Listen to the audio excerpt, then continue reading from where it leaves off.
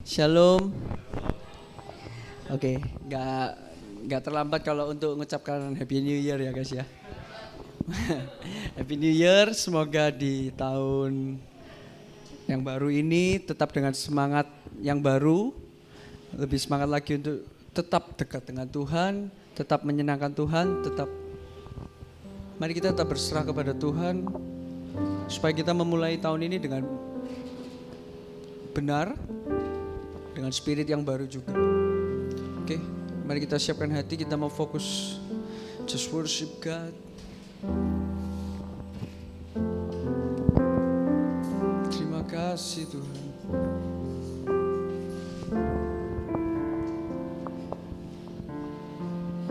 Bapa dalam kerajaan surga Tuhan, terima kasih Tuhan. Terima kasih Tuhan untuk hari yang indah ini Tuhan. Terima kasih untuk anugerah-Mu Bapa dalam setiap kehidupan kami. Bapa, terima kasih Tuhan untuk penyertaan-Mu sepanjang tahun kemarin Tuhan. Kami mau menyambut Tuhan tahun ini dengan spirit yang baru Bapa. Tetap dekat dengan Engkau Tuhan, melakukan kehendak-Mu saja Tuhan. Terima kasih Bapa. Kami mau fokus Tuhan hari ini Tuhan hanya untuk Engkau. Segala beban pikiran kami mau tanggalkan terlebih dahulu Tuhan. Terima kasih Tuhan. Mari kita sembah Allah kita.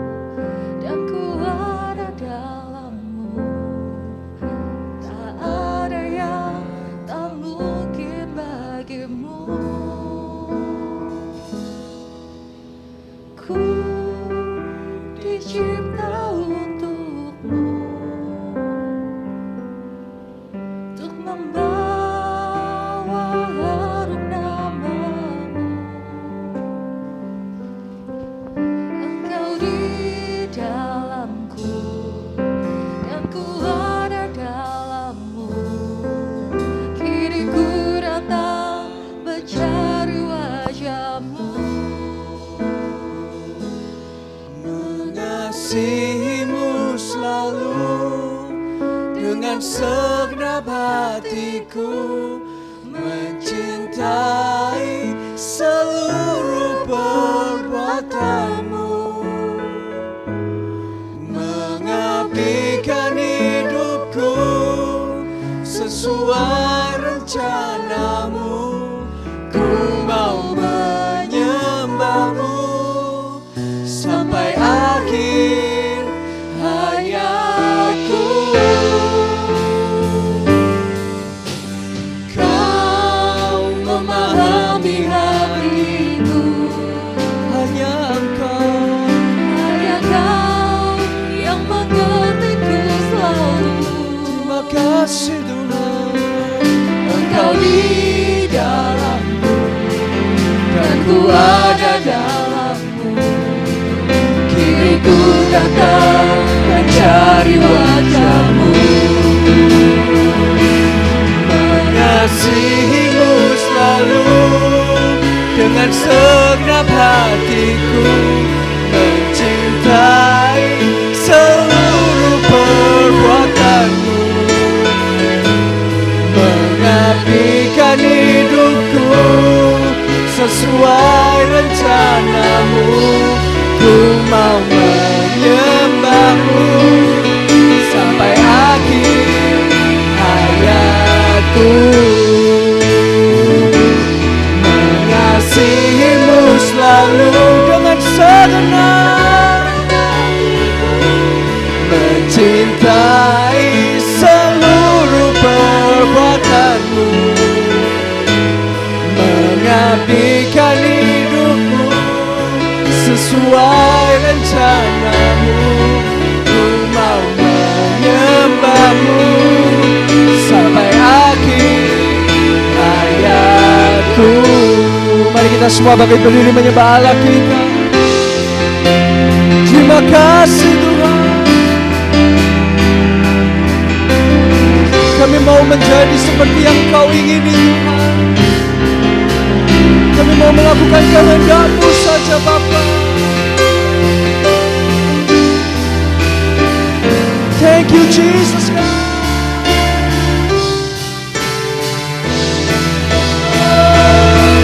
Kasih-Mu selalu dengan segenap hatiku, mencintai seluruh perbuatanmu, mengabdikan hidupku sesuai rencana-Mu. Ku mau menyembah-Mu sampai akhir hayatku, mengasihi-Mu selalu. Terima kasih Bapa.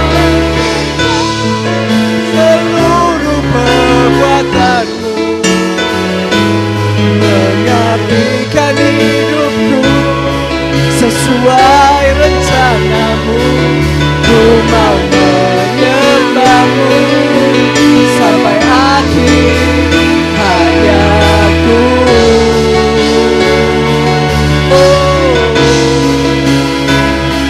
Ku mau menyembah-Mu sampai akhir hayatku.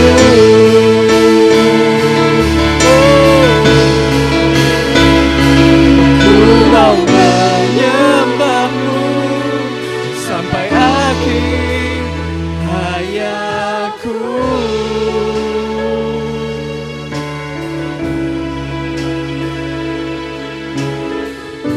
Terima kasih Tuhan untuk penyertaan-Mu Bapa. Terima kasih Tuhan untuk anugerah-Mu. Maafkan kami Tuhan jika kami masih mendukakan Engkau Bapa. Ajarkan kami Tuhan untuk menyenangkan-Mu dalam setiap kehidupan kami Bapa. Terima kasih Tuhan.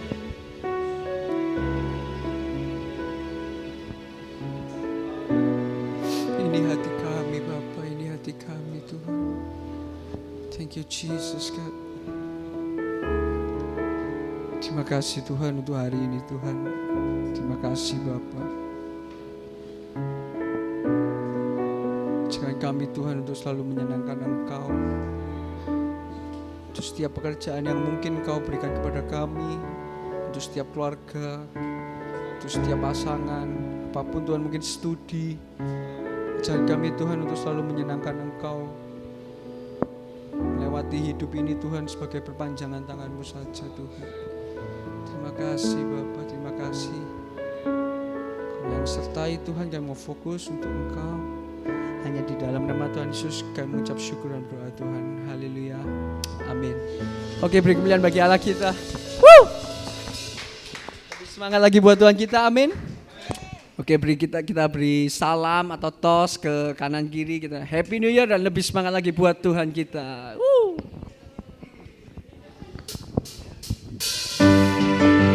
Oke, kita lebih semangat lagi buat Tuhan kita. Amin. Go! Terima kasih Jesus.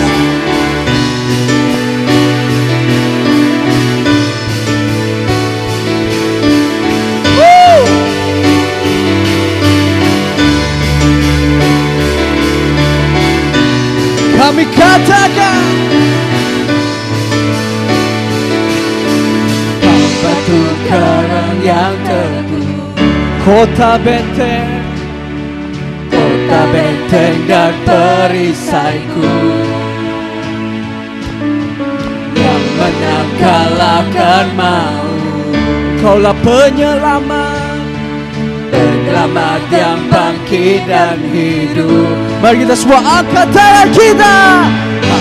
Haleluya, haleluya, kekal mulia. We sing haleluya, haleluya, haleluya. Katakan dahsyat kuasa, everybody.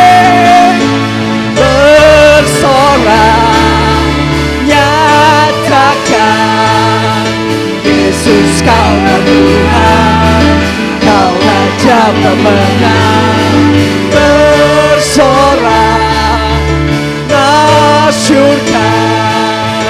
Yesus Kaulah Tuhan, Juru Selamat dunia. Terima kasih Tuhan, kami mau bersorak untuk Engkau. Katakan Kau Yesus, Kau Yesus batu penjuru, darimu-lah keselamatanku, yang menang kalahkan maut. Dialah penyelamat, penyelamat yang bangkit dan hidup. Semuanya haleluya, haleluya, kekal mulia. Haleluya, haleluya. Katakan dahsyat berkuasa, bersorak nyatakan. Yesus Kaulah Tuhan, Kau Raja pemenang, bersorak masyurkan. Yesus Kaulah Tuhan, Juru Selamat dunia. Mari kita tepuk tangan di atas kepala kita. Yesus, Yesus, come on.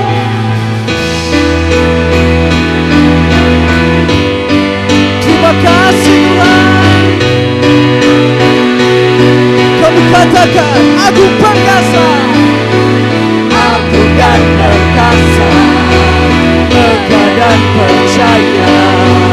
Yesus Tuhan, Yesus Tuhan, tempat perlindungan, tubuh pertahanan.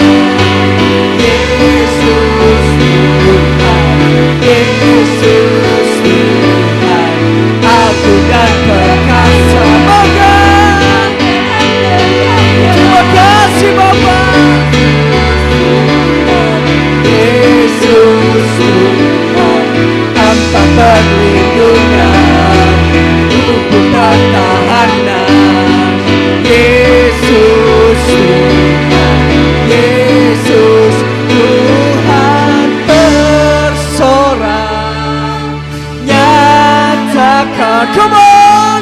Yesus Kaulah Tuhan, Kau Raja pemenang, bersorak masyurkan.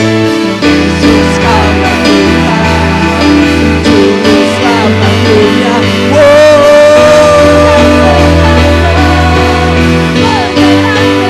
Terima kasih Bapa. Yesus tempat perlindungan, tubuh pertahanan. Yesus Tuhan. Beri kemuliaan bagi Allah kita. Yes. Oke, silakan duduk. Oke, ternyata umur tidak bisa bohong ya. Oke, tapi tetap semangat buat Tuhan. Oke. Gila. Oke, mari kita benar-benar siapkan hati. Kita mau mendengarkan firman.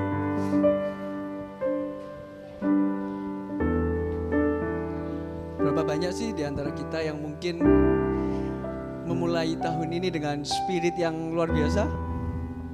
Nanti kita jawab dalam diri kita sendiri ya. Tapi David harap benar-benar mari kita memulai tahun ini dengan menghancurkan semua yang kemalasan, egois dan sebagainya yang membuat kita jauh dari Tuhan juga. Kita benar-benar mau say no gitu. Di tahun yang baru ini dengan spirit yang baru. benar-benar dekat dengan Tuhan, harus selalu ada waktu buat Tuhan. Amin. Terima kasih. Kita just worship God, kita siapkan hati. Thank you Jesus.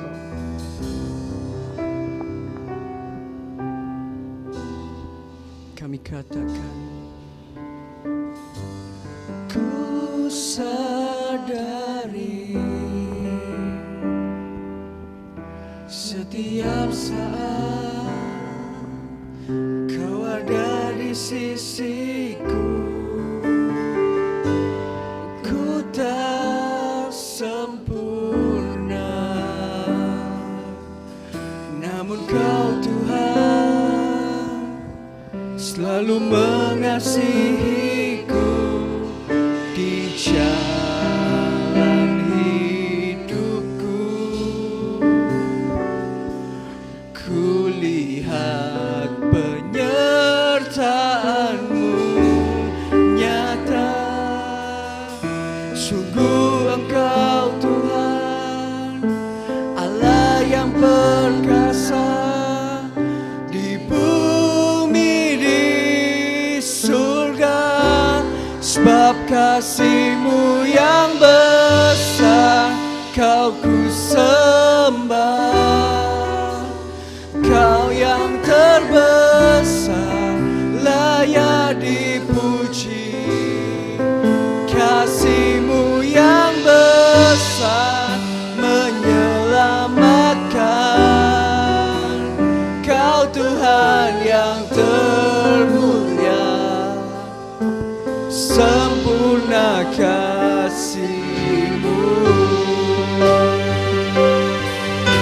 Terima kasih untuk kasih-Mu Bapa.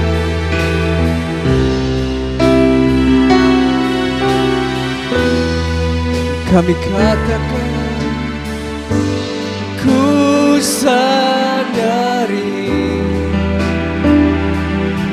setiap saat Kau ada di sisiku. Ku tak sempurna, namun Kau Tuhan selalu mengasihiku di jalan hidupku. Kulihat penyertaan-Mu nyata, sungguh Engkau Tuhan, Allah yang berkuasa di bumi di surga. Sebab kasih-Mu yang besar. Mari kita semua bangkit berdiri menyembah Allah kita. Kau yang terbesar, layak dipuji. Kasih-Mu yang besar menyelamatkan. Kau Tuhan yang termulia, sempurna kasih besar. Kau ku sembah. Kau yang terbesar, layak dipuji. Kasih-Mu yang besar menyelamatkan. Kau Tuhan yang termulia, sempurna kasih-Mu. Kami menyembah-Mu Bapa.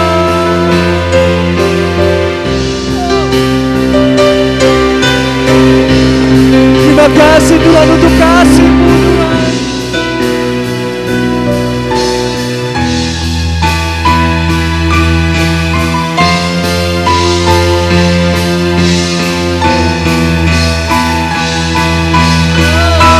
Sebab kasih-Mu yang besar, Kau ku sembah. Kau yang terbesar, layak dipuji.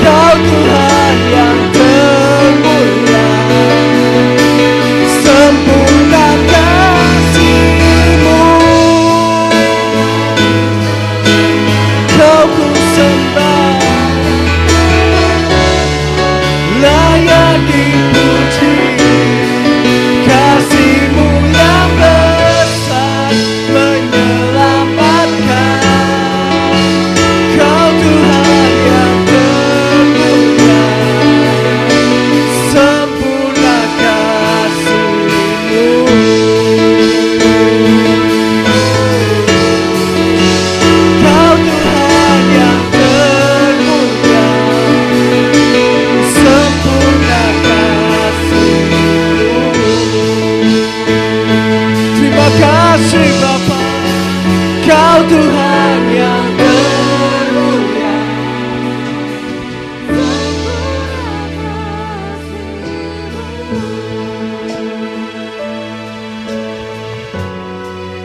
Haleluya, haleluya. Amin, haleluya.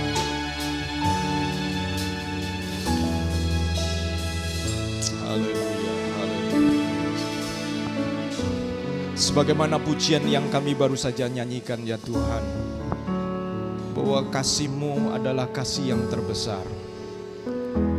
Ketika kami berkata Engkau yang terbesar, itu berarti kami harus benar-benar bisa membandingkan dan meneliti serta menyelidiki apakah memang di dalam hati kami Engkau yang terbesar, ataukah ada hal-hal yang lain yang kami rasakan jauh lebih besar. Itu mungkin bisa bicara tentang kekhawatiran kami, itu bisa bicara tentang ketakutan kami, itu juga mungkin bisa berbicara tentang keberhasilan kami yang kami rasa lebih besar, lebih penting dari Engkau ya Tuhan. Tetapi Tuhan, Engkau setiap kali menolong kami untuk sadar bahwa sesungguhnya semua yang kami anggap besar itu tidak sebanding dengan kebesaran-Mu. Itu sebabnya pagi hari ini hamba-Mu berdoa supaya setiap lutut bertelut, setiap lidah mengaku Engkau adalah Yesus Tuhan atas setiap kehidupan kami, sehingga kami boleh bersama-sama melihat tahun 2023 ini sebagai tahun Christ our hope. Kristus adalah pengharapan kami. Kalau dunia sedang hangat mempersiapkan, membicarakan tentang resesi, tentang berbagai ancaman ekonomi, kehidupan, Tuhan, kami mau berdoa supaya gereja Tuhan, umat Tuhan tetap menjadi kota perlindungan yang menyatakan Kristus adalah pengharapan kami. Terima kasih ya Tuhan, kami mengucap syukur dan berbicaralah kepada kami melalui firman Tuhan, melalui hamba-Mu, dan Kau persiapkan tanah hati kami masing-masing agar menjadi tanah yang subur. Demi nama Yesus kami bersyukur dan berdoa. Amin, amin, amin. Puji Tuhan, silakan duduk kembali.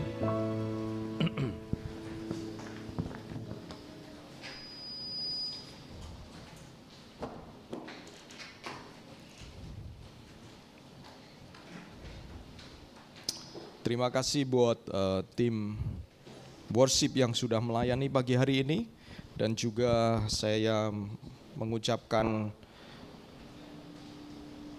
Happy New Year kepada saudara-saudara semuanya. Ya, masih Januari, masih Happy New Year. Sebentar lagi juga 2 minggu lagi Happy Chinese New Year. Dan rasanya makin banyak hari-hari yang istimewa, hari-hari yang penting begitu ya saudara-saudara. Sehingga beberapa waktu ini hari Minggu seperti menjadi hari sengketa begitu ya.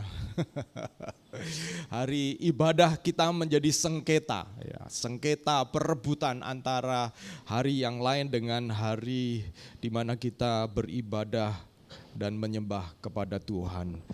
Tetapi saudara, di dalam bulan ini saya berusaha menyusun tema-tema khotbah kita untuk kita memikirkan dan mempersiapkan New Year resolution untuk tahun 2023.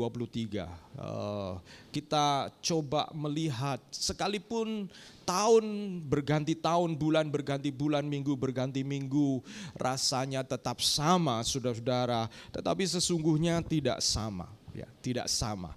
Semua saudara dan saya, kita hidup di dalam waktu. Ya, kita hidup di dalam waktu. Sesuatu, ya kalau kita berpikir tentang waktu ya, kita ya waktu itu berjalan sedemikian rupa dan kita tidak terlalu merasakan, tetapi kita hidup di dalamnya. Kecuali satu kali kita tidak ada di dalam waktu ini, maka kita sudah berpindah ke dimensi yang lain, ya, ke kekekalan begitu ya. Tetapi sepanjang kita ada di dalam waktu, maka segala sesuatu ini berjalan. Jadi manusia hidup dalam jam kehidupan yang terus berjalan. Dan saya mau mengajak kita merenungkan firman Tuhan yang saya beri judul Check Your Excess Baggage. Cek bagasi atau beban lebih begitu ya. Nah, saya mau mengajak saudara-saudara dari pemikiran ini ya, mengapa saya membuat judul ini, karena sesungguhnya setiap hidup kita itu adalah sebuah perjalanan. Sebuah perjalanan. Entah saudara-saudara menyadari atau tidak, tetapi perjalanan atau hidup kita itu adalah sebuah perjalanan. Dan saudara dan saya hidup di dalam jam kehidupan yang terus berjalan. Jam kehidupan, waktu yang terus berjalan. Kehidupan itu ada di dalam waktu, dan waktu itu terus berjalan sehingga kehidupan saudara dan saya itu terus berjalan, sekalipun kita kadang-kadang merasa sama saja, stuck. Yang tidak berubah adalah situasi atau kondisi sebenarnya, ya. Rumah di mana kita tinggal tidak berubah mungkin, orang-orang di sekitar kita, pekerjaan kita, kurang lebih kita merasa sama mobil yang kita naiki. Tetapi ketika kita melihat kepada waktu, maka saudara dan saya disadarkan bahwa ternyata sebenarnya yang kita rasa sama, tetapi sesungguhnya tidak sama, karena waktu itu terus berputar. Waktu itu terus berputar. Dan karena waktu itu terus berputar, maka saudara dan saya harus sadar setiap kali pergantian waktu itu adalah waktu untuk kita cek, waktu untuk kita memeriksa. Ya. Jadi kalau tahun baru, kita masuk tahun baru, itu adalah kesempatan yang baik untuk kita memeriksa, karena itu adalah titik perbatasan, ya. Titik perbatasan antara waktu sebelumnya dan waktu yang akan datang. Dan saudara-saudara, berbicara tentang waktu, maka kita juga akan menghadapi ketuaan, ya, aging. Segala sesuatu bertambah tua. Segala sesuatu, rumah kita semua itu dimakan oleh waktu, termasuk saya, termasuk saudara-saudara. Jadi sebenarnya yang tetap itu hanyalah ada di dalam pikiran kita saja. Tetapi faktanya sebenarnya tidak tetap. Yang lalu ibu saya mengunjungi saya, dan ini adalah kunjungan yang paling lama menurut saya. Selama kami menikah, ini adalah kunjungan yang paling lama. Dan karena jarak, saya jarang bertemu, tetapi ya kami komunikasi secara online saja, telepon, video call. Tetapi kemarin ketika mengunjungi kami cukup lama, saya melihat perubahan, ya, perubahan yang luar biasa dari ibu saya yang hadir, dan hari Jumat kemarin sudah pulang ke Semarang, dan saya melihat perubahan. Kalau dulu ya kira-kira mungkin 3 tahun 4 tahun yang lalu berjalannya masih cepat begitu ya. Tapi sekarang saya waktu jemput di stasiun kereta, lalu kemudian saya berjalan seperti biasa, ibu saya jauh tertinggal. Turun tangga pelan-pelan, saya seperti belum bisa connect, belum bisa merekonsiliasi gambaran tentang ibu saya di dalam pikiran saya dengan yang ada di depan saya. Ya. Dan kadang-kadang kita itu seperti begitu. Jiwa kita itu melihat diri kita itu kayak sama seperti 5 tahun lalu, tetapi sesungguhnya berbeda, saudara-saudara. Dan waktu saya beberapa waktu kemudian ibu saya bersama-sama dengan kami, saya mulai melihat, oh ternyata memang, saya tanya, Sekarang kenapa tidak bisa bergerak cepat? Naik mobil pelan-pelan, turun mobil pelan-pelan. Tapi walaupun secara fisik kelihatannya tidak ada perubahan yang signifikan. Tetapi itulah yang terjadi. Waktu membawa kita kepada perubahan, dan perubahan itu adalah perubahan yang membuat kita, atau perubahan yang memang membuat kita makin lemah, makin berumur, berusia. Jadi saudara-saudara, maka kalau waktu di mana kita hidup itu terus berjalan, sekalipun kita seolah-olah merasa segala sesuatu sama, sesungguhnya tidak. Maka yang kedua, dalam perjalanan waktu itu apa yang kita perlu bawa begitu. Karena kalau kita misalnya pergi ke sebuah tempat, kalau saudara-saudara pergi ke Eropa musim dingin, pasti saudara-saudara tidak akan membawa baju-baju yang you can see, ya, baju-baju yang saudara-saudara jelas tidak cocok. Ya. Pasti kita mempersiapkan baju yang tepat, yang cocok. Dan saudara-saudara, slide next juga. Nah ini, yang berikutnya, hati manusia adalah perbendaharaan hidup yang berisi beban dan bekal. Jadi saudara-saudara, begini. Kalau perjalanan kita ini ada di dalam waktu dan suka tidak suka kita terus berjalan, kita seperti ikan yang dibawa ke arus tertentu, maka kemudian pertanyaan yang berikutnya, apa yang kita bawa dalam perjalanan itu? Karena yang kita bawa ini menentukan bagaimana kita menjalani hidup itu. Dan saya menemukan konsep di dalam firman Tuhan, semua yang kita bawa itu ada di dalam hati kita, ya, di dalam perjalanan hidup ini. Ada di dalam hati kita. Nah, sehingga saya menyebut bahwa hati manusia adalah perbendaharaan hidup. Hati manusia adalah seperti tas kita. Hati manusia adalah, kalau saudara membawa perjalanan itu seperti tas troli kita yang segala sesuatu kita isi di dalamnya. Nah, menarik sekali sebenarnya. Ada di antara saudara-saudara yang mungkin kalau packing saudara-saudara menyerahkan kepada orang lain, ya. Misalnya kalau sudah menikah menyerahkan kepada istrinya, ya. Tapi kalau saya packing itu saya packing sendiri. Kenapa? Karena kadang-kadang ada perbedaan-perbedaan, ya. Kalau Ibu Lili cenderung lebih detail begitu, ya. Sehingga kalau Ibu Lili packing barang saya, itu banyak hal akan dimasukkan, ya. Bersifat antisipatif begitu, ya. Jadi mengantisipasi segala sesuatu. Oh, nanti kalau kejadian ini, jadi kalau tisu misalnya saya hanya maunya segini aja, nanti Ibu Lili bisa tambahin gitu. Kaos kaki begitu, saya mungkin hanya bawa 2, tambahin lagi 1. Banyak hal yang ditambah-tambah yang lama-lama sebenarnya dalam pengalaman saya, apalagi kadang-kadang pria-pria ini, ya, minimalis kita ini, ya saudara. Kita ini minimalis gitu, ya. Baju kita kadang-kadang dipakai beberapa kali. Kalau wanita mungkin lebih peduli begitu, tetapi kita lebih cuek dan jadi artinya begini sebenarnya. Bagasi kita, tas kita, itu merepresentasikan, menunjukkan hati kita. Sekarang coba buka tas masing-masing, cek. Disitulah saudara-saudara, di situ hati kita ada di sana saudara-saudara, ya. Dari tas kita, ada yang tas mungkin model Doraemon begitu, ya. Kalau tas Ibu Lili seperti Doraemon. Saudara tanya Tensoplas, tanya macam-macam, ada di sana saudara-saudara. Dan ya memang selalu siap sedia begitu, ya, siap sedia. Dan memang tas itu mewakili hati kita, mau menunjukkan pikiran kita. Demikian juga tas kehidupan kita, yaitu hati manusia, itu berisi segala sesuatu yang sebenarnya menunjukkan apa yang kita bawa di dalam hidup kita.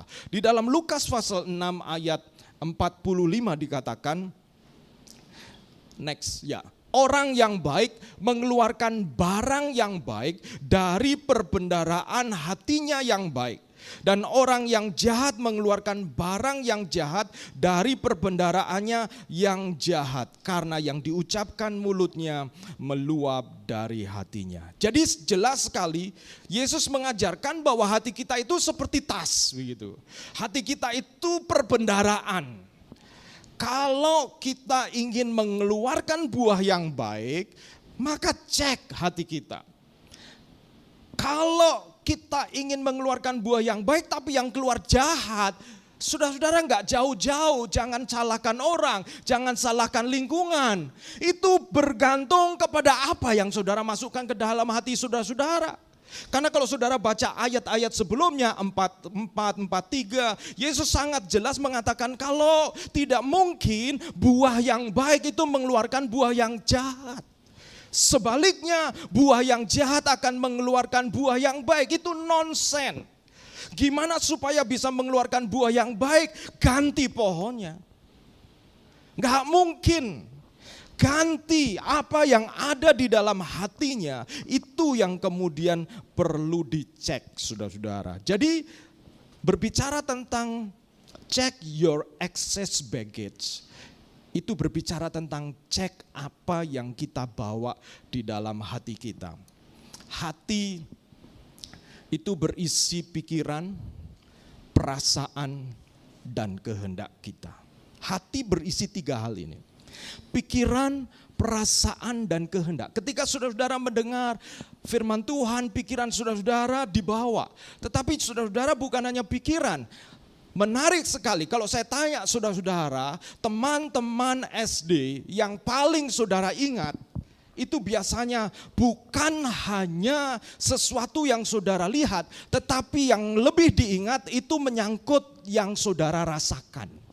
Contoh, teman yang paling kita ingat, kebanyakan yang pokoknya paling ini, paling nakal misalnya. Apalagi pernah membuli saudara-saudara. Saudara pasti ingat dia. Kenapa? Karena selain itu menyentuh pikiran kita, itu juga menyentuh perasaan kita. Sehingga hati kita itu menyimpannya lebih lama lagi. Apalagi itu menggerakkan kehendak kita. Saudara akan jauh lebih ingat. Hatimu itu kemudian sudah ditanam oleh apa yang kita pikirkan dan menyangkut perasaan kita dan sampai membawa kita untuk bertindak kehendak. Maka itu akan tinggal di dalam hati kita. Teman-teman kita yang biasanya so-so itu sedang-sedang saja. Kita biasanya gak terlalu ingat, bukan? Ya. Kalau yang paling pinter kita ingat, tapi sebaliknya yang paling goblok kita juga ingat. Karena kita sering membuli dia, perasaan kita tertuju kepada dia. Tapi yang separuh-separuh, yang sedang-sedang, biasanya jarang-jarang saudara ingat. Itu sebabnya kalau saudara ingin diingat, nakal, saudara pasti akan diingat. Atau saudara melakukan sesuatu yang paling membencikan, konyol. Karena itu menyentuh perasaan, apalagi membuat orang itu kemudian bertindak. Makanya saudara, kalau kita terluka, kenapa kita susah melupakan?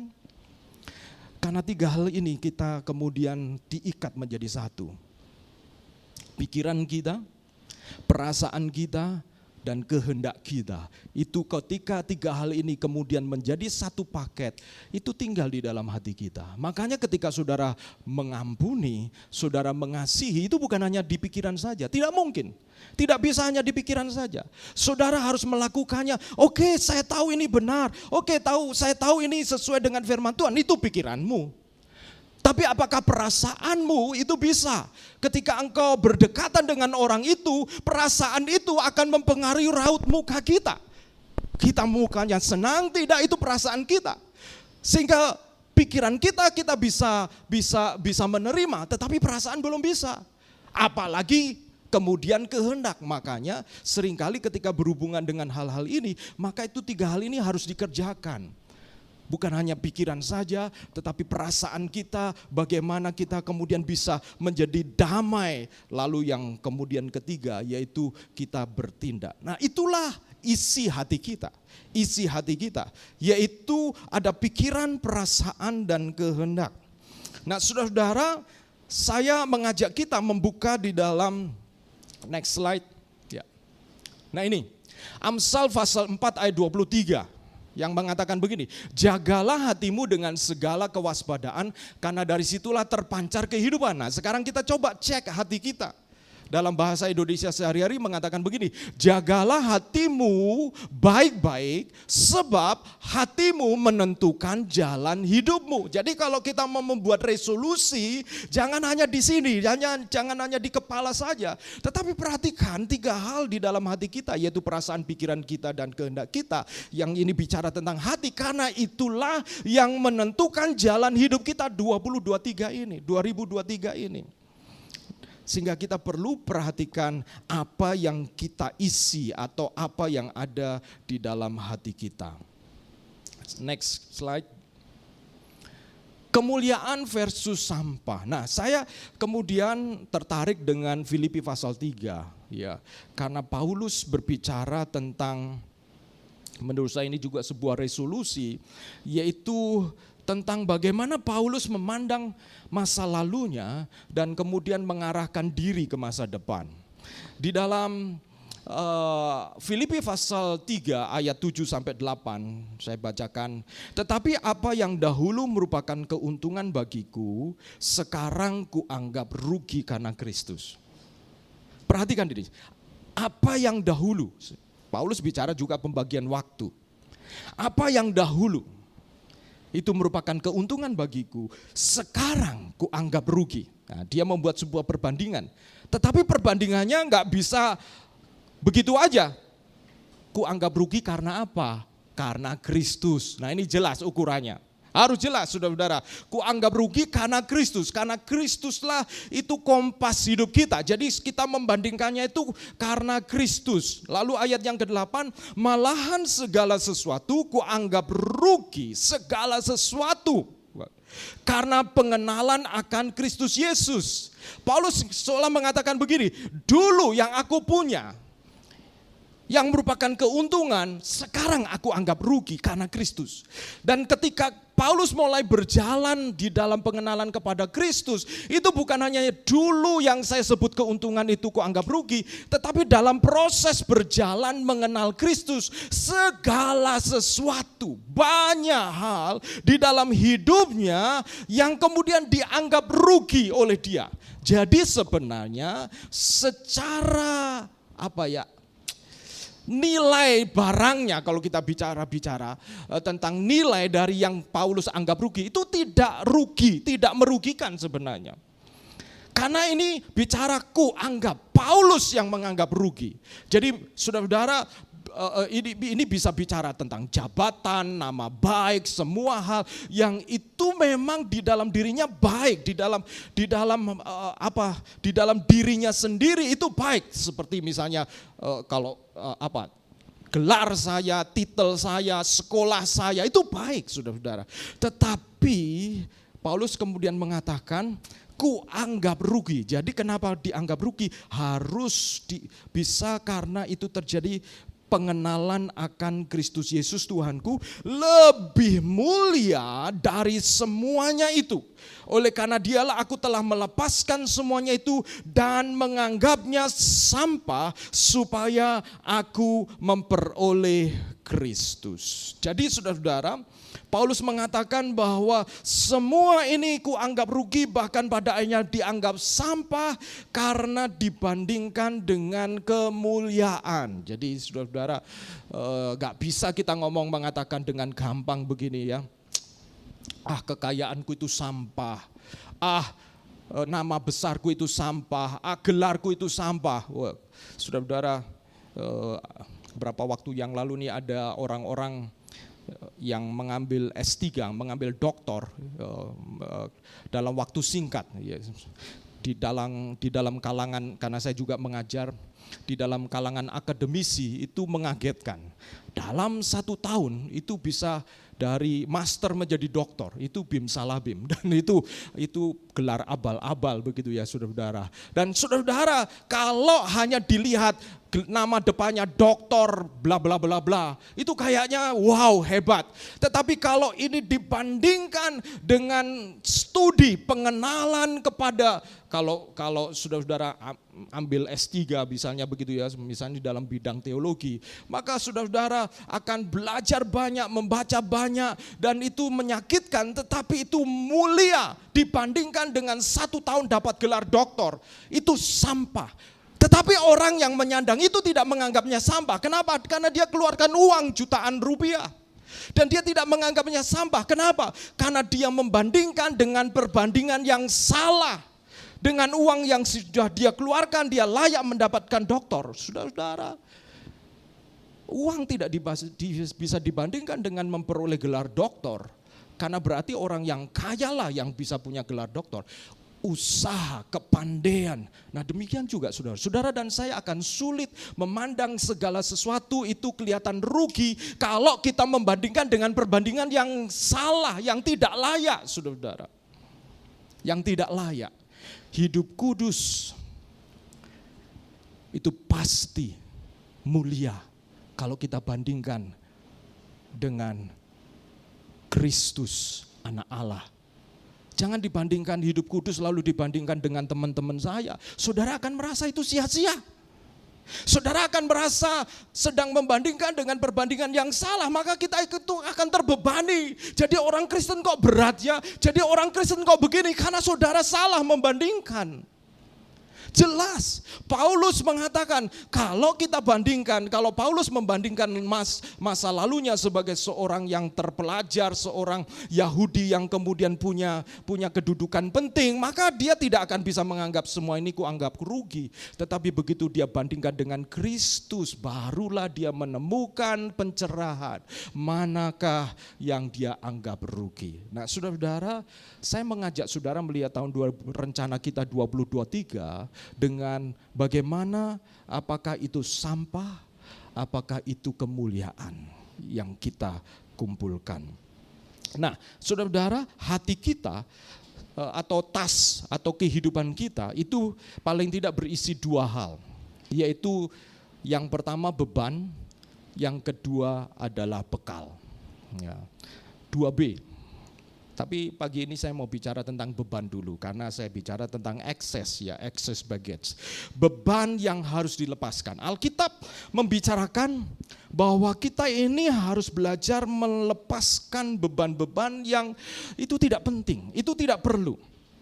Di dalam Filipi pasal 3 ayat 13a mengatakan begini, saudara-saudara aku sendiri tidak menganggap bahwa aku telah menangkapnya, tetapi ini yang kulakukan, aku melupakan apa yang telah di belakangku. Paulus menggunakan kata melupakan apa yang telah di belakangku, apa yang ada di belakangku.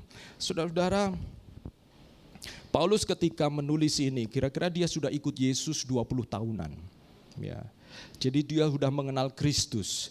Berbeda ketika dia pertama kali mengenal Kristus. Makanya kita melihat di sini ada satu pertumbuhan. Paulus menyadari apa yang dulu merupakan keuntungan dan sekarang merupakan kerugian karena Kristus. Nah, ini ada beberapa beban yang saya mau mengajak saudara-saudara untuk cek bersama. Next slide. Beban yang harus dilepaskan. Yang pertama, kejayaan masa lalu yang menghalangi kita untuk hidup berpadanan dengan apa yang ada. Ya. Yang pertama, kejayaan masa lalu. Paulus menyinggung di dalam ayat sebelumnya, dia mengatakan begini, aku sebagai orang Yahudi disunat pada hari yang ke-8. Berarti dia orang taat. Orang tuanya itu orang tua yang taat secara, padahal Paulus itu tinggal di mana? Di Tarsus. Tarsus itu bukan di daerah Israel, bukan di daerah Palestina, itu di luar. Tetapi dia seolah mengatakan sekalipun saya ini emigran, orang Israel, orang Yahudi yang di luar daerah Israel, tetapi aku tetap menjaga adat loh. Ya, seperti kalau saudara-saudara mengatakan saya ini dari Cungkok begitu misalnya saudara-saudara. Semua saudara-saudara adat-adatnya, walaupun setelah pergi ke China, apa yang saudara pertahankan ternyata enggak ditemukan. Ya toh, saudara pergi ke sana dan saudara melihat, loh kok beda ya? Karena memang nenek moyang kita keluar pada waktu itu ada. Dan ketika kita kembali, komunis sudah berkuasa, semuanya berubah saudara-saudara. Tetapi saudara-saudara, sehingga kadang-kadang orang-orang di luar China lebih China daripada orang-orang yang di China sendiri saudara-saudara. Nah saudara-saudara, seperti Paulus merasa ada kejayaan, ada kebanggaan, tapi Paulus mengatakan itu ku anggap rugi. Kenapa saudara-saudara? Kadang-kadang ada orang-orang yang punya kejayaan masa lalu dan sulit meninggalkan kejayaan masa lalu. Sehingga mempengaruhi gaya hidupnya. Kejayaan masa lalu menciptakan gaya hidup yang sesuai dengan kejayaan itu. Namun ketika situasi kondisi berubah, kita terus mempertahankan gaya hidup itu. Kita tidak bisa menerima kenyataan bahwa kejayaan itu sudah berlalu. Kita harus berani menerima kenyataan dan menatap masa depan. Kadang kita tanpa sadar membesarkan kejayaan masa lalu dan hidup di dalam bayangan masa lalu. Akibatnya kita tidak bisa menghargai apa yang ada pada masa kini dan mencoba membuat yang terbaik dari apa yang ada. Saya pernah berjumpa dengan orang-orang yang dulu jaya dan masih membawa gaya hidup kejayaan itu, dan saya menemukan sebuah penderitaan yang kasihan sekali. Menurut saya saudara-saudara, ini kenapa saya sampaikan juga di dalam gereja, karena bisa jadi dulu di dalam gereja ada orang-orang yang jaya tetapi kemudian mengalami kesulitan merubah gaya hidup. Mengalami kesulitan untuk bisa menerima kenyataan dan terbuka, masih berusaha untuk kemudian memakai hal-hal yang begitu mahal sehingga harusnya uang yang bisa dipakai untuk modal tetapi lebih dipakai untuk perkara-perkara yang menunjukkan gaya hidup itu. Akhirnya apa? Sulit bangkit kembali. Karena tidak bisa menerima kenyataan, sulit bangkit kembali karena kemudian tutup lubang gali lubang. Berhutang. Nah saudara-saudara, kejayaan masa lalu itu bisa menghalangi kita untuk kemudian merubah gaya hidup kita. Belajar untuk menjadi rendah hati saudara-saudara. Ya. Saudara, bicara kejayaan masa lalu, sebelum saya di SAF, saudara-saudara, saya adalah dekan kemahasiswaan. Saya membawai mahasiswa. Dan ya karena pimpinan di antara mahasiswa, di bawah saya ada kepala-kepala asrama dan kemudian gembala-gembala kamar. Mahasiswa itu kerja harian, membersihkan seluruh kampus ya, ada di kelas, di kantor dan lain sebagainya. Jadi saya paling mengerjakan atau saya ya bekerja tangan itu di rumah saya sendiri.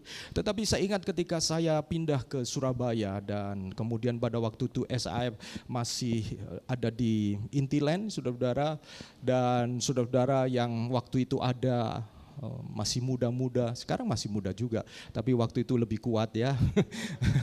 Wah, saya perhatikan angkat-angkat speaker semua berat-berat saudara-saudara, wow.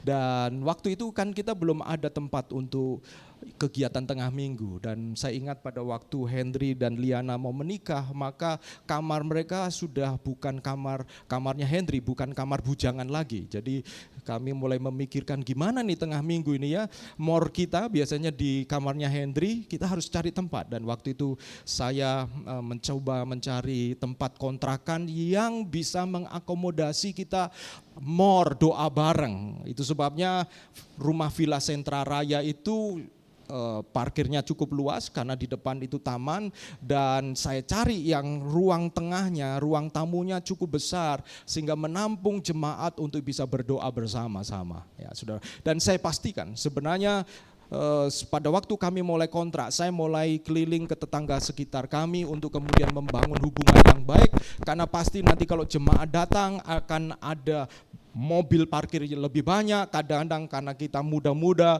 kadang-kadang kita guyonan, tertawa, hahaha gitu ya. Tetapi karena itu di perumahan, kadang-kadang itu bisa menggema kemana-mana begitu ya saudara. Sehingga saya bangun hubungan baik dengan tetangga kiri kanan sekitar kami untuk memastikan bahwa kalau saudara-saudara jemaat berdoa bersama, kadang-kadang kita ada kegiatan-kegiatan, mereka bisa mengerti, bisa menerima.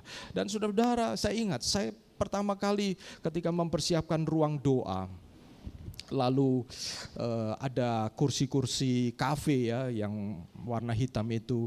Saya ingat saya membersihkan ruangan itu, ngepel di situ ya untuk mempersiapkan tempat buat kita doa. Dan pada waktu saya ngepel, saudara-saudara, saya kalau ngepel rumah sendiri nggak apa-apa gitu. Tetapi kali ini ketika saya ngepel seperti untuk mempersiapkan ibadah, itu seperti ini biasanya dikerjakan oleh mahasiswa saya.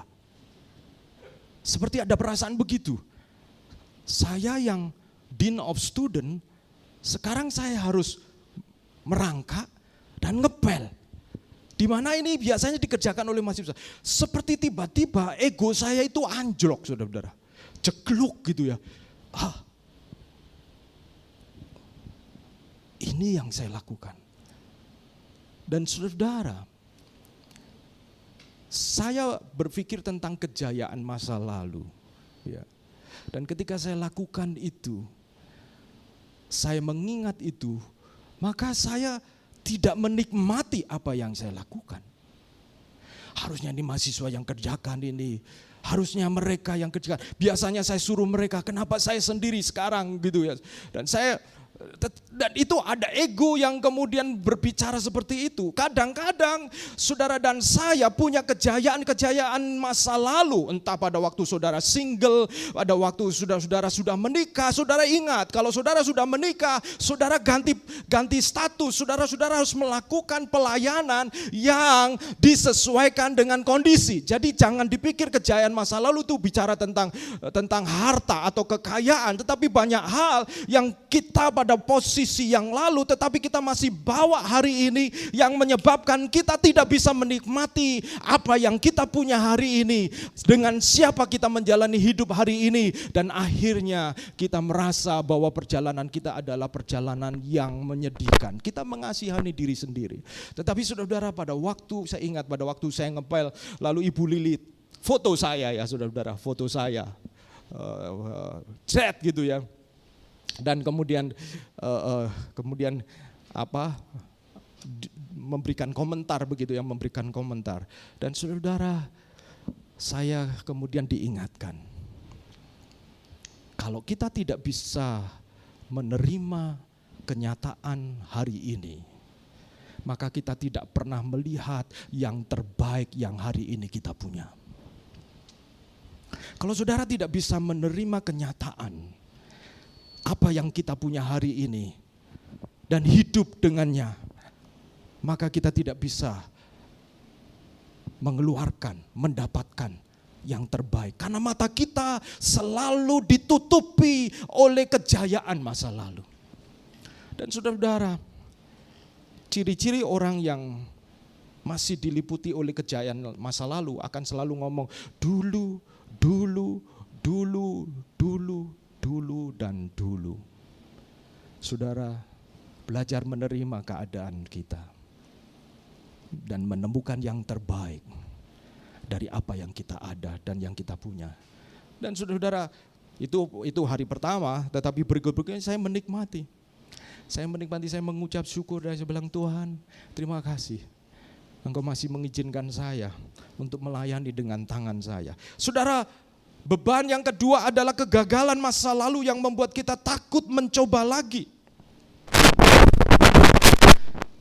Kalau tadi Paulus mengatakan belajar mencukupkan diri dengan apa yang ada, dalam Filipi 4 ayat 11 dikatakan, katakan ini bukan karena kekurangan, sebab aku telah belajar mencukupkan diri dalam segala keadaan. Saya ingatkan jemaat SAF untuk belajar mencukupkan diri dengan apa yang ada. Jangan entertain ego kita sampai kemudian kita seolah menunjukkan diri sedang dalam keadaan yang jaya, padahal kita mungkin perlu menghemat. Padahal kita perlu mungkin tetap penampilan kita mungkin dianggap nggak seperti dulu. It's okay. Terima kenyataan itu. Belajar, karena ketika saudara belajar menerima kenyataan, saudara akan menemukan yang indah. Selama kita tidak pernah bisa menerima kenyataan, maka kita tidak akan bisa menemukan yang indah. Sama ketika ibu saya datang yang lalu, itu saya agak sulit, ada gap di dalam pikiran saya dengan apa yang saya lihat. Seperti ketika saya berjalan dengan ibu saya, seperti saya, ayo cepat. Tapi saudara, saya diingatkan, sebelum ibu saya pulang, saya bangun pagi, saya berdoa, Tuhan ini besok ibu saya pulang. Oleh-oleh apa yang perlu diberikan ya? Karena sekarang banyak sakit gitu, jadi oleh-olehnya enggak sembarangan. Dan sekarang tidak kuat sekuat dulu, tidak bisa bawa banyak oleh-oleh. Maka waktu saya berdoa, itu seperti suara di dalam hati saya mengatakan, kamu berpikir tentang oleh-oleh yang itu cocok untuk ibumu 4 tahun yang lalu, enggak relevan. Saya diingatkan, iya. Ibu saya berapa waktu yang lalu, 1 bulan yang lalu itu mengalami gangguan pendengaran ya. Telinga sebelah kiri tiba-tiba mengalami penurunan pendengaran dan ada bunyi, gangguan suara begitu ya, seperti suara berdesis gitu. Nah, sudah diperiksakan ke dokter pada waktu di Semarang. Tetapi waktu di sini saya belum sempat membawa ibu saya ke dokter ya. Dan langsung ketika saya berdoa, saya diingatkan Tuhan, kamu pikir oleh-oleh, macam-macam, ayam goreng dan lain sebagainya. Tapi telinga ibumu ini sakit. Oleh-oleh yang terbaik, bawa dia ke dokter. Iya, saudara-saudara, saya pagi itu langsung cari dokter dan akhirnya kami pergi ke dokter dan hari Jumat pagi kami pergi ke lab dan waktu diperiksa di lab di sanalah saya dibukakan. Oh ternyata oleh-olehnya juga berbeda. Nah saudara-saudara, kita harus bisa menerima. Oleh karena waktu banyak hal yang berubah. Dan ketika kita belajar menerima yang berubah, Tuhan akan menolong kita untuk melihat yang indah, yang terbaik yang kita bisa lakukan. Nah, kegagalan masa lalu itu juga bisa membuat kita menjadi takut. 1 Korintus 10 ayat 13 mengatakan pencobaan-pencobaan yang kamu alami ialah pencobaan yang biasa, yang tidak melebihi kekuatan manusia. Sebab Allah setia dan karena itu ia tidak akan membiarkan kamu dicobai melampaui kekuatanmu. Pada waktu kamu dicobai, ia akan memberikan kepadamu jalan keluar sehingga kamu dapat menanggungnya. Waktu saya baca ini ya, kok firman Tuhan ini enggak lengkap ya. Kenapa enggak ditulis akhirnya sehingga kamu beroleh kemenangan. Tapi ditulis supaya kamu dapat menanggungnya. Saudara-saudara, pikiran kita itu selalu ingin lari kepada kemenangan. Kita enggak mau nanggung, saudara-saudara. Tetapi buat Tuhan seringkali yang justru lebih penting adalah prosesnya, bukan suksesnya. Karena apa? Sukses itu sesaat. Contoh saudara-saudara, pada waktu sekolah atau kuliah, wisuda itu berapa lama saudara-saudara? Saudara di wisuda berapa lama? Simbol kesuksesan seseorang selesai kuliah, sukses kuliah itu apa? Wisuda kan, dapat ijazah. Itu berapa lama wisudanya? Apalagi waktu COVID sangat singkat saudara-saudara. COVID menyedihkan sekali, wisuda nggak ada di tempat, semuanya rekaman video saja. Mungkin Eca rekaman video atau apa kamu wisudanya? ya. Jadi nggak ada euforia seperti apa mau makan-makan. Itu simbol kesuksesan hanya dirayakan 2 jam, 3 jam saja. Kesuksesan itu, tapi yang lama adalah prosesnya. Nah saudara-saudara, ketika kita gagal, kita maunya itu cepat recover, cepat menyelesaikan. Tetapi saudara-saudara, kalau Tuhan belum izinkan, di mana kita harus belajar menanggung, tanggung. Sebab Tuhan sedang mengerjakan sesuatu di dalam diri kita. Ya. Kadang-kadang kita sakit, tidak langsung sembuh. Ya. Tidak langsung sembuh. Dan berhubungan dengan kegagalan kita tidak langsung dipulihkan, kita tidak langsung recover. Dan kadang-kadang kita mengalami trauma-trauma berhubungan dengan kegagalan. Dan kadang-kadang kita takut ya, kadang-kadang kita takut. Saudara-saudara, tetapi bicara tentang excess baggage, ketakutan untuk mencoba lagi itu adalah bagasi lebih. Kita harus belajar untuk berani mencoba lagi, berani melakukan lagi. Saudara, yang ketiga, kebiasaan hidup yang tidak selaras antara apa yang kita percayai dengan apa yang kita lakukan. Saya menganggap ini adalah excess baggage. Anak Tuhan kalau membiasakan hidup apa yang dia percayai berbeda dengan apa yang dia lakukan, ya pasti nggak bertumbuh. Dan ini bagasi lebih gitu, yang membuat tidak juga bisa menikmati perjalanan menjadi anak Tuhan. Indahnya kemuliaan pengenalan akan Kristus pasti tidak menikmati. Pernahkah saudara bertemu dengan seseorang yang sudah jadi Kristen sekian lama lalu mengatakan, kok jadi orang Kristen sama bukan Kristen kok sama wae, podo wae.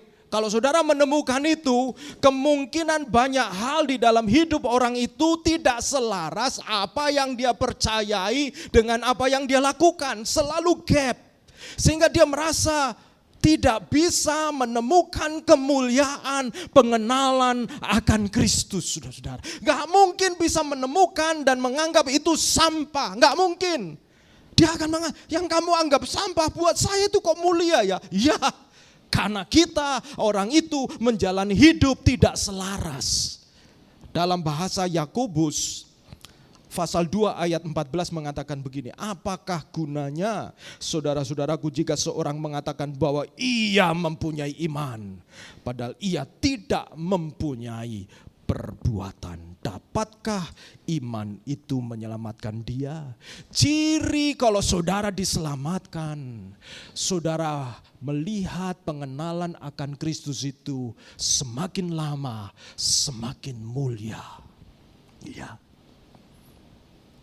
Dan kalau kita belum sampai di situ, berarti hari ini harus dibereskan. Ini excess baggage, saudara-saudara. Saudara, kembali saya mau tutup. Ketika hasil dari pemeriksaan ibu saya di lab dinyatakan bahwa oleh karena ibu saya menderita diabetes, maka ini ada kemungkinan terjadi penyumbatan pembuluh darah.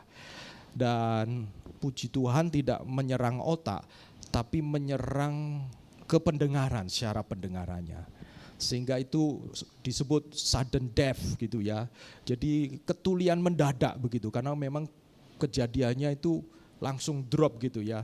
Dan waktu saya menyadari itu, nah saudara-saudara, saya percaya disampaikan oleh laboratorium bahwa oh ini ada terapi hiperbarik ya, salah satu terapi adalah hiperbarik, yaitu terapi oksigen, supaya sumbatan-sumbatan itu kemudian oleh oksigen diterapi dan kemudian sumbatan itu lancar. Nah, secara akal, secara informasi, sains, pengetahuan, saya sudah terima semua, saya rekam semua.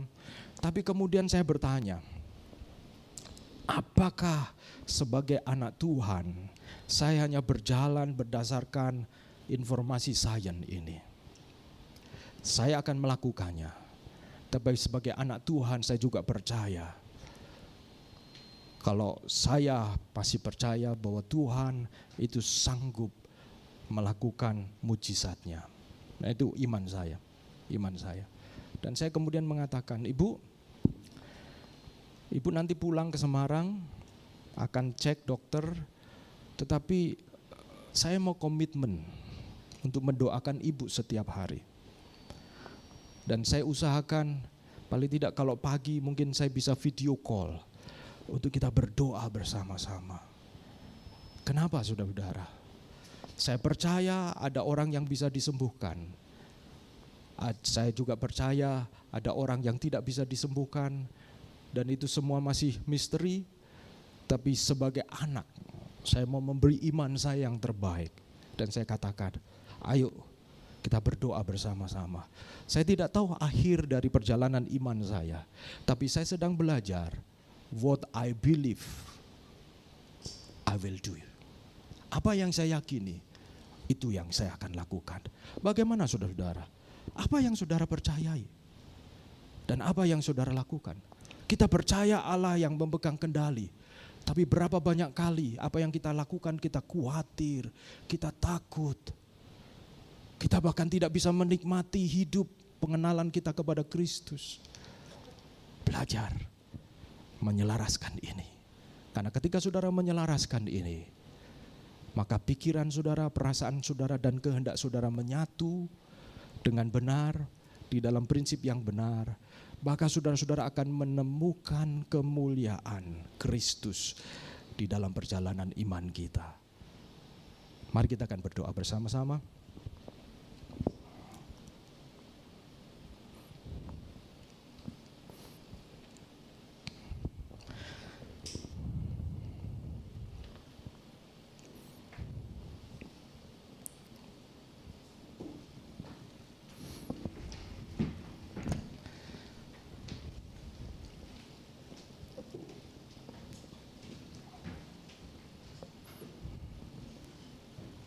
Saudara-saudara, kalau saudara tahu ada orang yang mengalami dialisis, cuci ginjal, ya. Biasanya pada waktu proses cuci ginjal itu paling tidak dia akan tenang, berdiam diri dalam proses pencucian ginjalnya, di mana darahnya itu dialirkan dan kemudian dicuci begitu. Dia harus tenang selama kurang lebih 4 jam, saudara-saudara. 4 jam. Dan minumnya pun itu ditakar supaya tidak over air yang ada di dalam tubuhnya. Karena beberapa waktu yang lalu saya sempat melayani, mendampingi seseorang yang kami mengunjungi sebulan sekali, di mana bapak ini menjalani dialisis, ya, cuci ginjal, dan prosesnya saya tahu prosesnya seperti itu. Dan kenapa orang yang cuci ginjal mau 4 jam berdiam menunggu, tidak melakukan apa-apa? Karena memang tidak boleh melakukan apa-apa. Kenapa? Karena dia bergantung, hidupnya bergantung kepada proses cuci ginjal itu. Selama saudara dan saya tidak melihat Tuhan sebagai tempat bergantung hidup kita, maka kita tidak akan pernah mengutamakan Dia. Orang yang dialisis ini karena dia merasa mati, hidupnya bergantung dalam proses ini, sehingga dia taat tidak melakukan apa-apa selama 4 jam. Gak gampang untuk tidak melakukan apa-apa selama 4 jam. Saudara, kalau kita percaya bahwa hubungan kita dengan Tuhan itu menentukan perspektif kita, menentukan 2023, bisakah kita setiap pagi seperti orang yang dialisis ini ambil waktu untuk berdoa, connect dengan Tuhan? Ada banyak distraction, saudara-saudara. Tetapi saya yakin saudara sudah mengalami ini. Kalau saudara bangun pagi, ambil waktu sungguh-sungguh berdoa, sepanjang hari itu saudara-saudara seperti firman Tuhan, matamu tertuju kepada Kristus. Ada banyak hal yang kemudian kau hadapi, tetapi ada perspektif kekal yang selalu mempengaruhi. Tapi begitu kita bangun pagi langsung buka sosmed, buka macam-macam, hidup kita itu seperti kayak kita kayak menjalani hari begitu aja, dan lama-lama kita declining, kita mengalami penurunan, dan akhirnya saudara dan saya akan membawa bagasi-bagasi lebih di dalam hidup kita. Itu sebabnya saudara-saudara, saya mengajak kita melalui pujian ini kita jujur di hadapan Tuhan, tidak melihat kiri kanan, tetapi terbuka masing-masing di hadapan Tuhan, jujur. Saya mengajak kita nyanyi lagu ini. Haleluya, haleluya.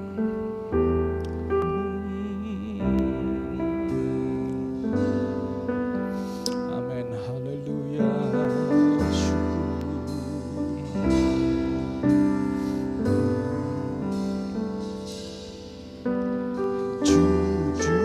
kadang ku tak sanggup menghadapi semua bebanku, menantikan jawaban, menolak untuk menyerah. Engkau Tuhan yang sanggup, amin, menolong dalam sesakku. Namun meskipun kau belum, ku kan tetap menyembahmu, ku kan bernyanyi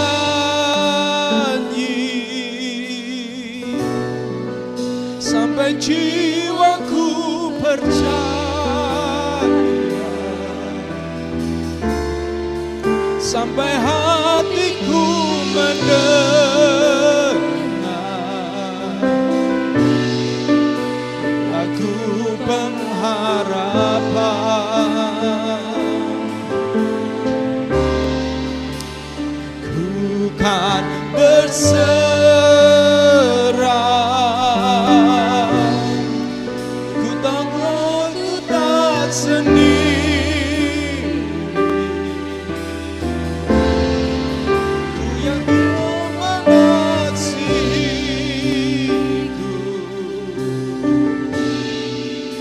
bahkan di dalam api pun ku kan menyembahmu. Saudara-saudara, penerapan dari firman Tuhan pagi hari ini adalah saudara harus jujur. Kita harus jujur. Tidak juga seperti berpura-pura we are strong, kita kuat. Atau sebaliknya juga kita merasa mengasihani diri sedemikian rupa. Kejujuran menolong kita untuk berpijak menerima kenyataan di mana kita ada. Mungkin kita lemah, atau mungkin kita sedang kuat, apapun itu juga. Tetapi mari kita belajar jujur. Dan di dalam kejujuran ini Roh Kudus bisa ingatkan apa yang kita lepaskan, apa yang kita harus buang, beban-beban yang kita harus buang, yang kita percayakan itu kepada Tuhan dan kita serahkan itu kepada Tuhan. Haleluya. Saya mengajak kita bangkit berdiri bersama-sama. Jujur kadang aku lalai, jujur kadang aku lalai, bersandar pada kekuatanmu.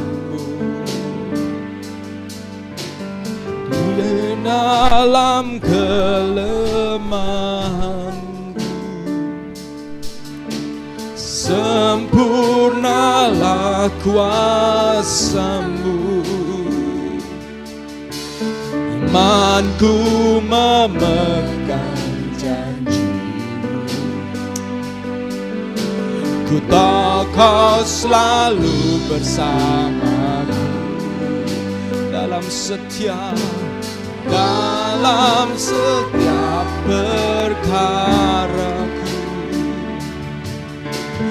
Kaulah damai tenangku, ku kan bernyanyi, ku kan bernyanyi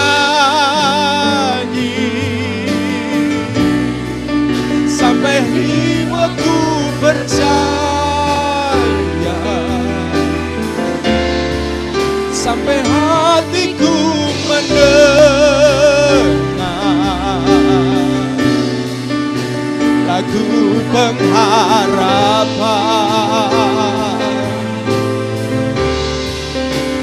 Ku kan berserah, amin. Ku takkan tersendiri, ku yakin, ku mengasihiku, amin. bahkan di dalam api pun ku kan menyembahmu.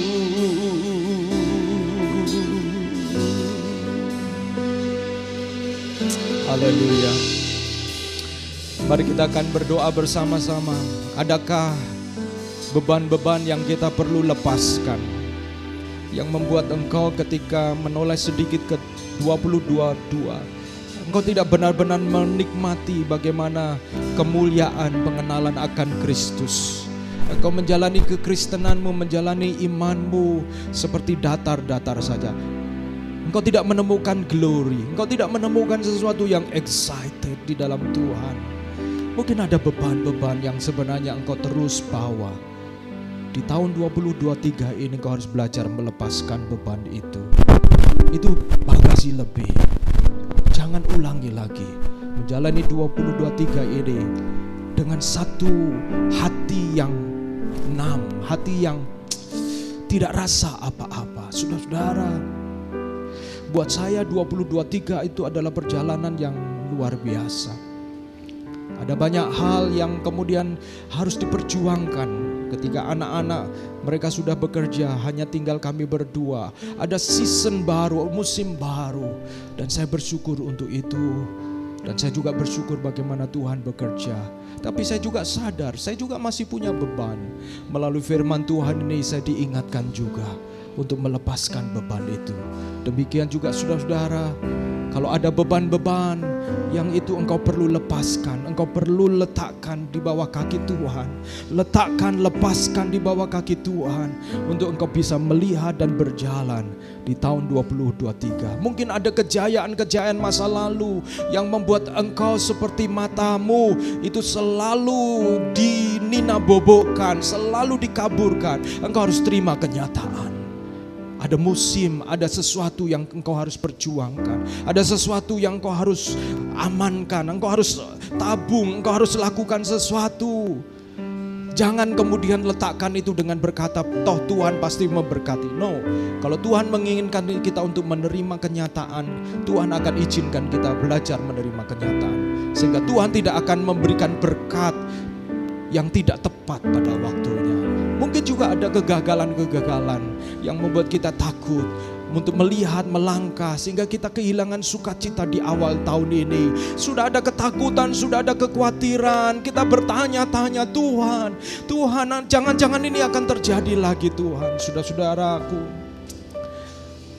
kalau Tuhan sudah izinkan untuk engkau menanggungnya di 2023, belajar untuk percaya Tuhan juga akan memberikan kita jalan keluar.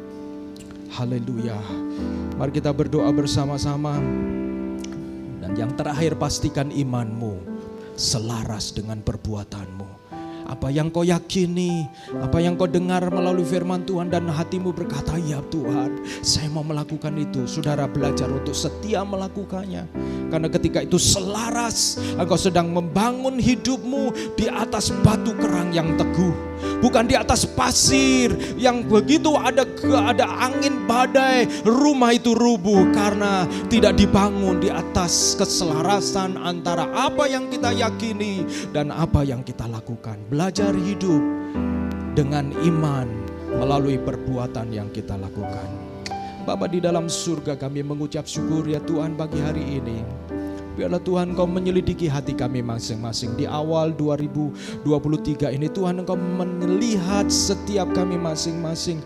Kalau ada beban-beban yang lebih, excess baggage, yang itu membuat sebenarnya perjalanan hidup kami tidak menemukan kemuliaan pengenalan akan Kristus. Bahkan kami menganggap bahwa hidup kami sama seperti orang yang lain. Tuhan, kami mau berdoa kiranya Tuhan Engkau menolong kami untuk belajar melepaskan beban-beban itu, sehingga kami kemudian akan menemukan keindahan, kemuliaan pengenalan akan Kristus, baik di dalam keluarga, rumah tangga, pekerjaan, kehidupan kami pribadi, di mana mungkin tidak ada seorang pun yang tahu apa yang ada dalam hati kami, tetapi kami mau menyerahkan ini kepadamu Tuhan pagi hari ini. Terima kasih ya Tuhan, terima kasih Tuhan, dan kami berdoa kiranya Tuhan Engkau menolong kami masing-masing untuk hidup hidup di dalam kebenaran firman. Demi nama Yesus Kristus kami bersyukur dan berdoa. Amin. Puji Tuhan. Tuhan Yesus berkati saudara-saudara. Saya serahkan Devita untuk menyampaikan pengumuman. Shalom semuanya, Happy Sunday. Sekali lagi kita ucapkan dari SIF Happy New Year 2023. Mari kita song-song tahun baru ini dengan semangat dan resolusi baru ya untuk tahun 2023 ini. Nah, sebelum pengumuman saatnya kita untuk memberikan persembahan terlebih dahulu. Saya minta tolong Sari bisa pimpin doa persembahan. Mari kita berdoa. Terima kasih Tuhan buat kesempatan yang baru Tuhan. Terima kasih Tuhan buat tahun yang baru Tuhan. Kalau saudara kami akan memberikan Tuhan persembahan kami Tuhan, biarlah Tuhan persembahan yang kami berikan Tuhan bisa memperlebar kerajaan-Mu Tuhan. Terima kasih Tuhan. Dalam nama Tuhan Yesus, amin. Sekarang kita berikan waktu dulu untuk teman-teman bisa memberikan persembahan. Untuk persembahan seperti yang tertera di sini ya, bisa ditransfer ke rekening yang tertera, ataupun jika saudara ingin memberikan secara langsung, kita juga menyediakan kotak box di belakang. Dan sambil saya akan bacakan satu ayat dari 1 Tawarik 16 ayat 29. Berilah kepada Tuhan kemuliaan namanya, bawalah persembahan dan masuklah menghadap Dia. Sujudlah menyembah kepada Tuhan dengan perhiaskan kekudusan. Oke, untuk pengumuman seminggu ke depan, di hari Selasa seperti biasa akan diadakan Moment of Restoration. Cuman untuk detailnya itu akan dilaksanakan secara online. Jadi nanti untuk linknya, detailnya akan di-share di grup ya untuk Moment of Restoration. Dan di hari Kamis kita juga semangatin teman-teman untuk terus ngajak ya teman-teman untuk bisa join di komunitas tumbuh bersama di setiap hari Kamis jam 7 ya. Kita sudah mengadakan KTB minggu lalu. Jadi minggu ini kita juga ingetin teman-teman, mungkin udah banyak yang pulang dari liburan. Kita encourage mereka juga untuk bisa kembali berkomunitas bersama di KTB. Dan minggu depan kita juga invite lagi teman-teman untuk bisa hadir di ibadah kita ya minggu depan di jam yang sama, di tempat yang sama. Sekian pengumuman dari saya serahkan ke Pak Agus.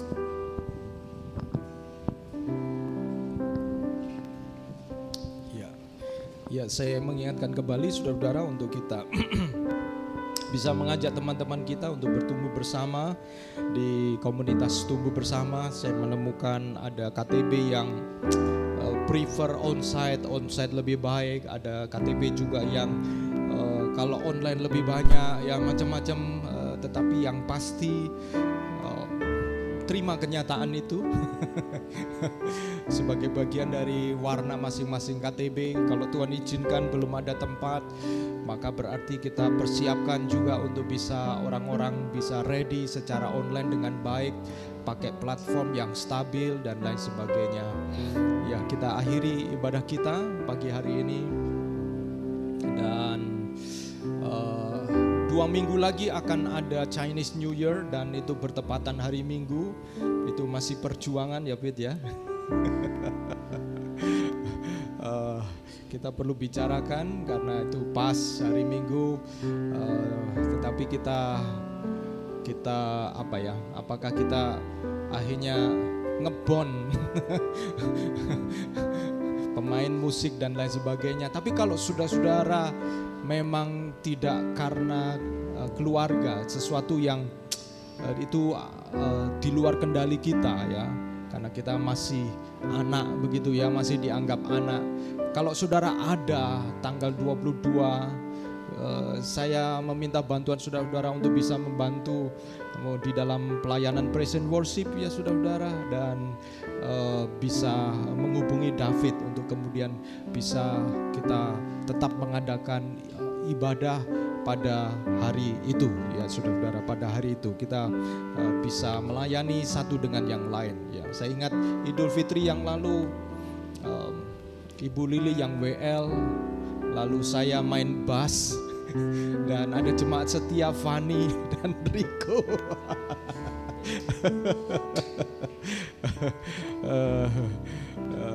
Pada waktu itu ya, pada waktu itu kiranya Chinese New Year ini lebih baik ya. Mari kita bangkit berdiri bersama-sama.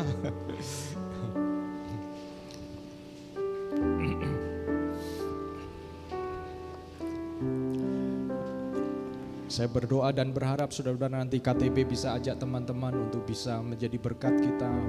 Karena apa yang nanti direnungkan di dalam firman Tuhan, dipraktekkan, itu akan membangun ya.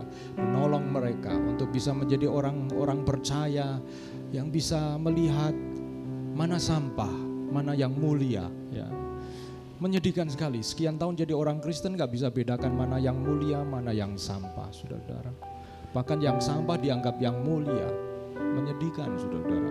Tapi kiranya Tuhan menolong kita untuk bisa memberikan pencerahan, mengiluminasi teman-teman kita, untuk mereka menjadi orang-orang percaya yang bisa menolong orang lain menjadi berkat. Mari kita berdoa bersama-sama mengakhiri ibadah kita pagi hari ini. Mari kita akan berdoa, saudara-saudara. Kalau ada di antara saudara-saudara yang membutuhkan dukungan doa, saudara-saudara, di akhir ibadah ini kita doa syafaat sebentar. Saudara-saudara bisa mengangkat tangan. Kita juga berdoa untuk kesetiaan saudara-saudara yang lain, jemaat yang lain. Biarlah Tuhan menolong semua saudara-saudara kita. Mari kita berdoa bersama. Bapa di dalam surga, pagi hari ini Engkau melihat setiap jemaat Tuhan. Tubuh kami yang di dalamnya ada roh dan jiwa. Ini tidak hanya seperti tubuh begitu saja. Di dalamnya ada penebusan darah Yesus yang mahal. Sehingga kami percaya setiap waktu, setiap tahun yang Tuhan izinkan kami melangkah di dalamnya, Tuhan punya rencana di dalamnya. Karena kami semua telah ditebus oleh darah yang mahal. Hidup kami begitu precious. Tidak mungkin apa yang precious itu akan dibiarkan begitu saja. Kami percaya Tuhan jauh lebih rindu agar rancangan rencananya terjadi atas hidup kami. Baik di dalam keluarga, rumah tangga, pekerjaan, masa depan. Kami percaya dan rancangan Tuhan bukan rancangan kecelakaan, tetapi rancangan yang penuh dengan damai sejahtera. Dan kalau pagi hari ini ada di antara jemaatmu yang membawa beban, yang membawa pergumulan, yang membuat kadang-kadang kami fokus kami kepada beban dan pergumulan itu, sehingga kami seperti berjalan dengan begitu berat perjalanan kami. Kami mau berdoa ya Tuhan, kiranya Tuhan Engkau memberikan kami kekuatan untuk menanggungnya, sehingga sampai kami dapat melihat jalan keluar dan berkata, sebab pencobaan-pencobaan yang kami alami itu pencobaan biasa yang tidak melebihi kekuatan kami, dan pada waktunya Tuhan akan menyediakan jalan keluar. Kiranya Tuhan Kau juga menolong, menghiburkan kami, memberikan kami sukacita Tuhan, untuk melalui sukacita kami orang-orang dapat melihat bahwa Tuhan ada bersama-sama dengan kami. Kami juga berdoa buat pekerjaan jemaat Tuhan.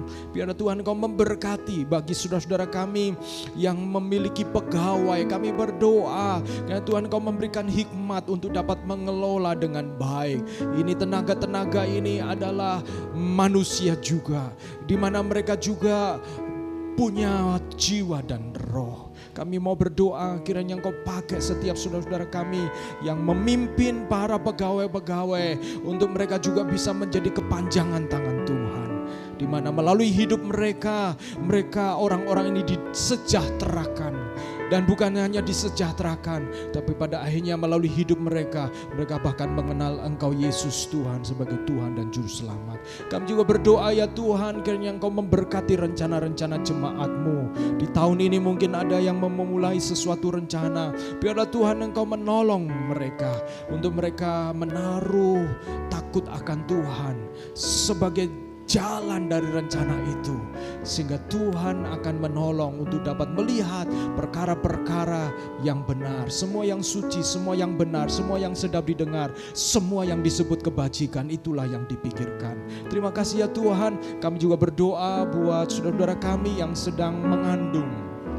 Biarlah Tuhan Engkau memberkati mereka, berkati kandungan mereka, berkati janin yang dikandungnya, bertumbuh dengan sempurna seperti janji firman Tuhan bahwa tangan-Mu yang menenun bayi itu, dan Engkau pula lah yang menaruh rencana-Mu di dalam anak anak di dalam janin ini. Engkau berkati Stefani, Engkau berkati Devita. Mungkin ada yang lain juga Tuhan, Engkau berkati juga mereka yang mengandung. Kami juga berdoa buat saudara-saudara kami yang juga menantikan keturunan. Engkau juga berkati mereka yang sudah menikah dan mereka sedang merindukan.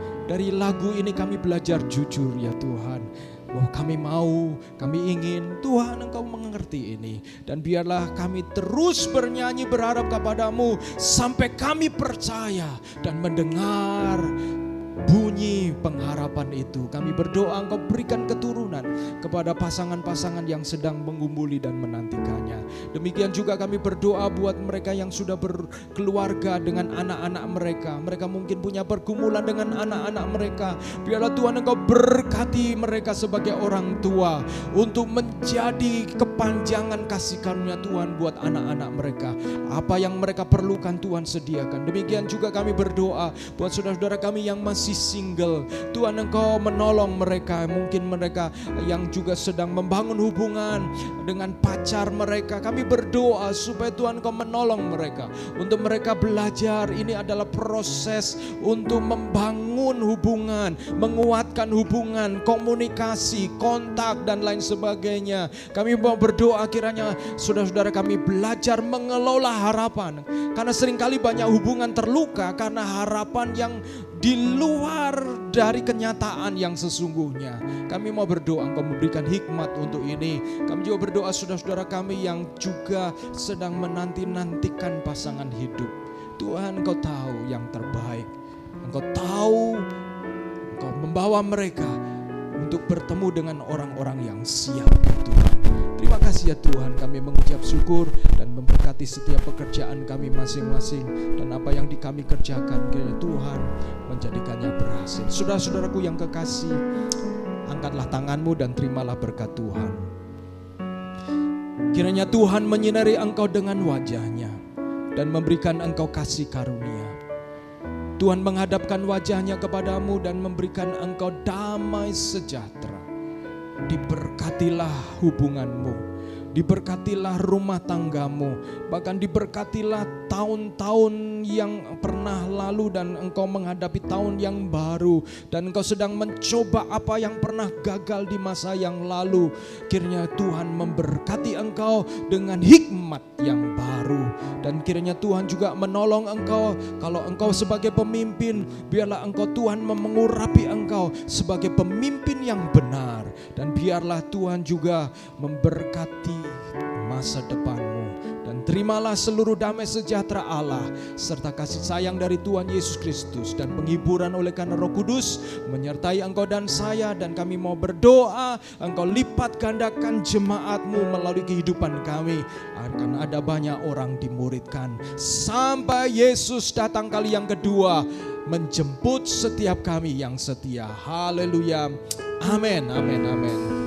Jadikan aku indah yang kau pandang mulia, seluruh karyamu di dalam hidupku.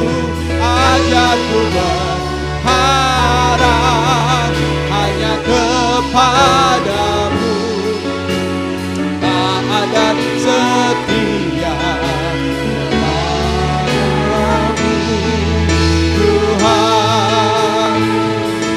Jadikan aku indah yang kau pandang mulia, seluruh karyamu di dalam hidupku. Ajarku berharap hanya kepadamu, taat dan setia, taat dan setia, taat dan setia kepadamu Tuhan. Amin, amin. Tuhan Yesus berkati. Happy Sunday.